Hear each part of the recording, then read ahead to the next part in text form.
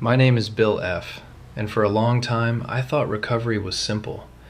I thought recovery meant not using drugs. I thought relapse meant failure. And I thought if I could just stay clean long enough, everything else would fall into place. That's what I believed.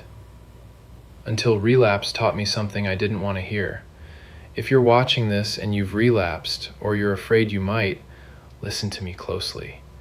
Relapse is not the end of your recovery. Sometimes it's the thing that finally makes recovery real. Before I found real recovery, my life was ruled by two things: obsession and compulsion. Obsession was that voice in my head that kept telling me I needed something outside of myself just to feel okay. Compulsion was what happened once I listened to that voice, because once I started, I couldn't fucking stop. I wasn't using to get high anymore. I was using to feel normal, to feel comfortable, to feel like I could survive my own thoughts. And even when I wasn't using, I wasn't free. I was restless, disconnected, always pretending I was okay when I wasn't. When I relapsed, I didn't just feel disappointment. I felt shame. I told myself, you blew it, you failed, you're back at fucking square one. But the truth is, the relapse wasn't the real problem. The real problem was that I thought I could recover without changing anything inside of me. That relapse shook me. It stripped away my excuses. And if I'm being honest, it saved my life. Because I survived it. And surviving gave me another chance to do something different. Here's something people don't talk about enough. You can stay abstinent for a long time and still not be in recovery. I've seen people stay clean for years, but live in dishonesty, resentment, fear, and self-deceit. They weren't using, but they weren't free either, and I was headed down that same road. Recovery isn't just about what you stop doing, it's about who you're becoming, and I hadn't changed yet. The turning point for me came when I stopped relying on willpower. I had tried controlling my addiction. I had tried running my own life. And every time, I ended up right back where I started. That's when I learned something humbling. Freedom didn't come from doing more. It came from letting go. Letting go of the idea that I could fix myself alone. Letting go of my resistance to help. Letting go of the lie that dependence was weakness.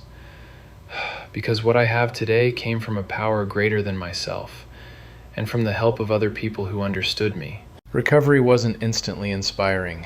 There were times life felt boring, monotonous, meaningless.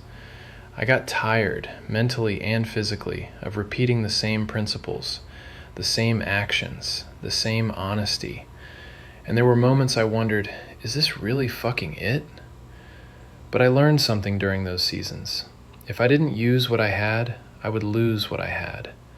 Those tired, uncomfortable moments, they were the periods of my greatest growth, even when I couldn't feel it yet. What changed everything for me was connection. Being around other addicts who didn't need me to explain myself. People who spoke the same emotional language. People who knew obsession and compulsion firsthand. That empathy, real empathy, was healing. For the first time, I wasn't hiding. I wasn't pretending. I wasn't alone. And little by little, something inside me began to shift. Addiction brought me to a place of powerlessness, uselessness, and surrender. And from that place, a new way of life became possible. Recovery didn't give me a perfect life. It gave me a real one. I learned that addiction is not a moral failure. It's an illness made of obsession and compulsion. And recovery, real recovery, is possible.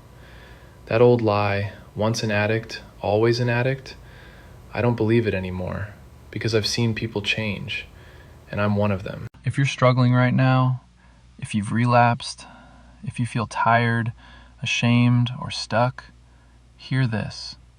You are not broken. You are not hopeless, and you are not alone. Recovery is still available to you. Like, share, and follow The Inner Fix for real talk on mental health, addiction, and recovery. We talk about the things people won't say out loud. We are a voice when you need to be heard. And if no one's told you today, we do recover.